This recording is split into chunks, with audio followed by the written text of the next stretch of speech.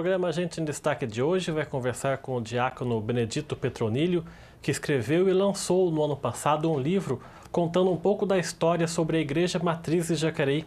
Então a gente vai conversar com ele. Muito obrigado pela sua presença aqui no nosso programa. Seja bem-vindo aqui ao Gente em Destaque. Eu que agradeço, é uma honra estar na TV Câmara, né? De renome muito bom em Jacareí, muito grande. Eu me sinto honrado em estar aqui e poder falar alguma coisa, né, sobre o livro, sobre a minha pessoa.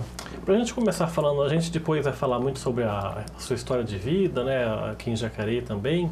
Mas sobre o livro, como é que o senhor teve a ideia de escrever o livro? Conta um pouquinho para a gente sobre esse processo da confecção do livro, né? Desde criança a gente ouve nas tradições do povo, né, os mais velhos, os mais antigos, que falavam das histórias, das lendas de Jacareí, as histórias. E eu ficava muito impressionado com isso quando criança.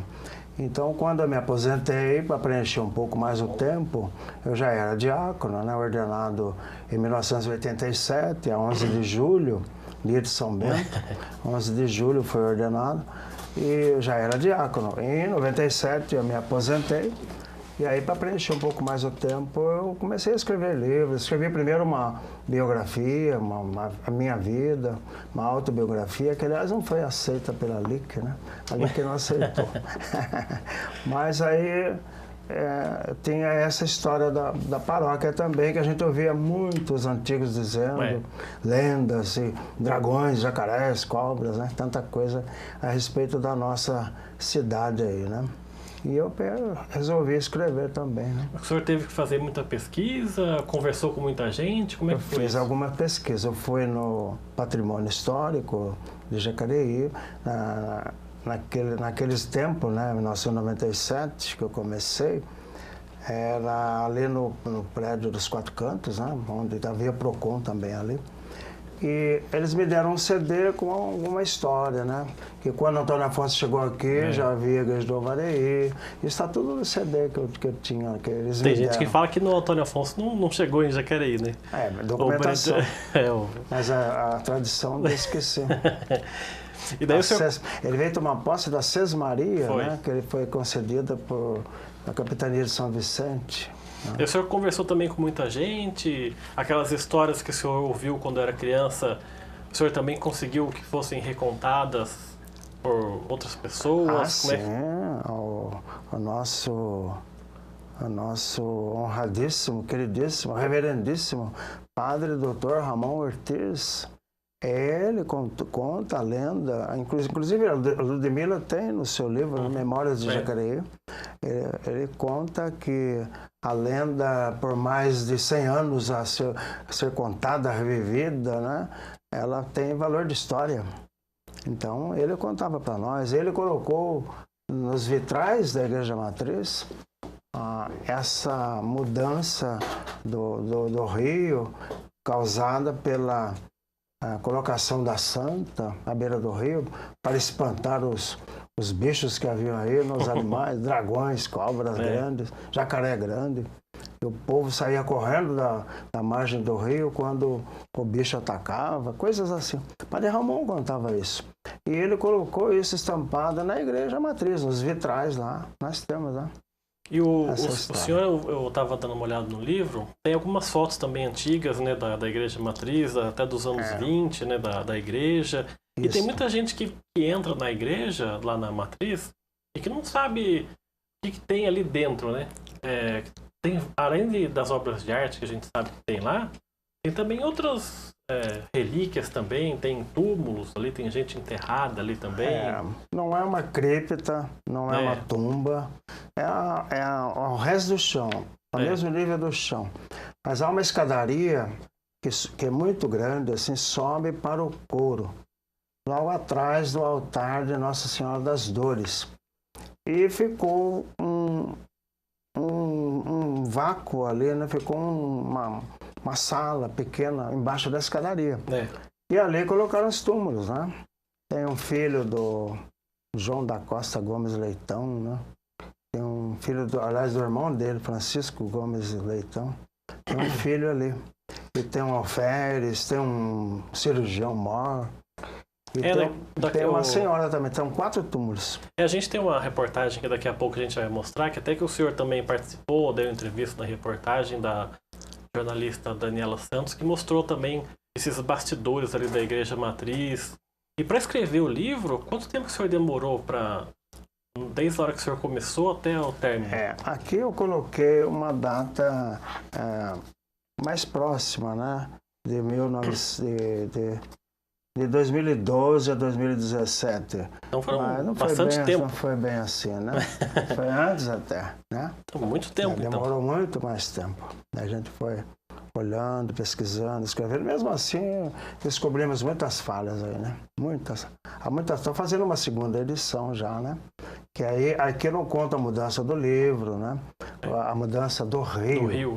Do rio, que foi promovida pelo coronel João da Costa Gomes Leitão, seus escravos, 200 escravos, da noite para o dia, furaram o rio, né? O rio é chamado O Furado, né? Na história aí, documental. Então, isso aí eu não conto aí. Uma segunda edição que eu já estou fazendo, eu estou contando. E o que mais chama a atenção do senhor nessa história da Igreja Matriz? Quando o senhor foi reviver essa história, que desde o senhor, quando era criança, frequentava e ainda frequenta bastante a Igreja Matriz, quais são as histórias que mais marcaram essa trajetória sua, que o senhor conseguiu colocar no livro? Fala um pouquinho disso pra gente. Eu fiquei muito admirado, né? Assombrado até, porque algo importante, assim como a matriz da Imaculada Conceição de Jacareí é a primeira do Brasil a ter Nossa Senhora da Conceição. É mesmo? Eu procurei, pesquisei até na internet, no Google, e procurei ver as 10 primeiras igrejas do Brasil. Não tem nenhuma Imaculada Conceição. E pelas datas, a nossa igreja 1652, e segundo a tradição, Antônio Afonso esteve aí, e a sua mulher se chamava Dona Conceição. Ela, pela sua devoção a Nossa Senhora da Conceição, então eles erigiram uma capela, e ao lado tem o jardim da igreja, ao lado ali era a capela, né? Capela Nossa Senhora da Conceição. E depois, significa que em 1652 já houve uma festa da padroeira. Quando eu era criança, dia 3 de outubro era feriado municipal, aniversário de fundação da cidade. 3 de outubro? 3 de outubro. Pouca gente sabe disso, eu acho interessante. Mas os que têm mais ou menos a minha idade, né? Eles sabem. Mas o 3 de outubro era um feriado de aniversário municipal. De Jacareí? Aniversário da cidade, fundação da cidade. Eu fiz a primeira comunhão em 3 de outubro de 1948. Aí no governo não sei se foi do Malek Assad, ou depois dele. Houve um governo de prefeito aí que descobriram o documento de 3 de abril. Uma lei municipal de 3 de abril, uma lei que mudou para 3 de abril. Mas 3 de abril é a elevação ao município, não fundação. E eles comemoram a fundação. E teve alguma informação aqui que o senhor colocou no livro, ou que o senhor vai pôr ainda na segunda edição, foi um pouco mais difícil de conseguir, que o senhor demorou mais tempo para descobrir a forma certa da informação ou não? O que foi mais difícil nessa pesquisa aqui? Foi realmente o começo do livro, que fala das dioceses, né? Então, a primeira diocese do Brasil é lá Olinda, Recife, né? É a primaz do Brasil, Olinda, Recife. E aliás, é São Salvador, né? Se não me engano. Eu estou esquecido aqui, dá licença um pouco. São Salvador, a primeira diocese do Brasil, São Salvador, na Bahia, né? A única diocese do Brasil que ficou por 125 anos como diocese. E isso eu descobri pesquisando lá nos arquivos da diocese de Taubaté.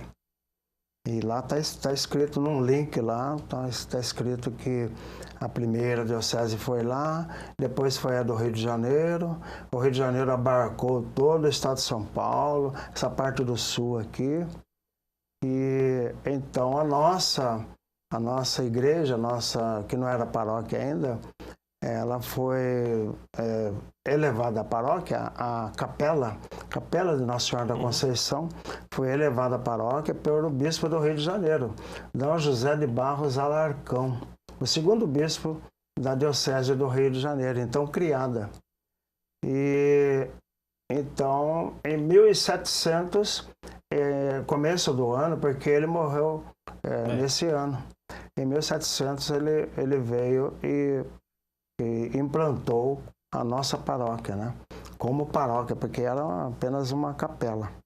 Quer dizer, muita gente até pode pensar que esse livro que o senhor lançou no fim do ano passado é um livro sobre religião, mas não é, né? É um livro sobre história. Não, é história mesmo. História de Jacareí, contando um pouco sobre a igreja matriz. História tradicional, né? Alguma coisa real, é histórica mesmo.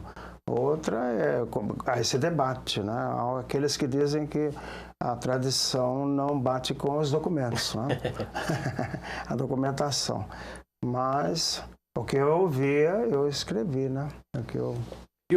As pessoas que querem encontrar esse livro, ter uma cópia, um exemplar do livro, elas têm que encontrar o senhor? Como é que elas nós fazem? Já colocamos nas livrarias. Livraria Divinos, Livraria Católica, lá na rua Pompílio Mercadante, né? E a Livraria Esquilo, naquela Avenida Coronel Carlos Porto, que sai da Paris, ali, Padaria Paris, até o Mercadão. A Livraria Esquilo, que aliás é evangélica. Tá vendendo o nosso livro também, né? É R$25. E o senhor falou logo no começo da entrevista, eu também me referi a esse assunto, que era um pouco da história oral, né? O senhor, quando era pequeno, escutava muito os adultos contando os folclores da cidade, essas lendas que ainda hoje permeiam um pouco aqui o município de Jacareí. Mas hoje em dia, a gente não vê mais muito esse tipo de conversa, né? As crianças hoje da cidade. Como é que o senhor atribui, como é que o senhor analisa isso? Essa, entre aspas, essa perda um pouco dessa história oral, que se não for aí mantida, pode ter um risco de se perder. Fica no folclore, né? O folclore apresenta, principalmente a tal cobra grande, né? Mas quando eu era criança, eu ouvia falar de dragões. Há um dragão aqui em Jacareí, o povo falava, né? Cuja cabeça está na igreja do Avareí, que é a primeira igreja, a primeira capela construída pelo José de Anchieta, né? O Frei José de Anchieta, que hoje foi canonizado já pelo Papa, né? Então ele construiu a igreja do Avareí, há um dragão cuja cabeça está lá, e depois com a igreja de Nossa Senhora da Conceição, o rabo do dragão está lá embaixo da igreja matriz. Então nenhuma dessas duas igrejas podem ser, o povo falava isso, interessante, nenhuma dessas igrejas podem ser demolidas, porque senão o dragão se levanta. Tá certo, a gente vai fazer então um rápido intervalo aqui, o programa Gente em Destaque volta daqui a pouco, até já.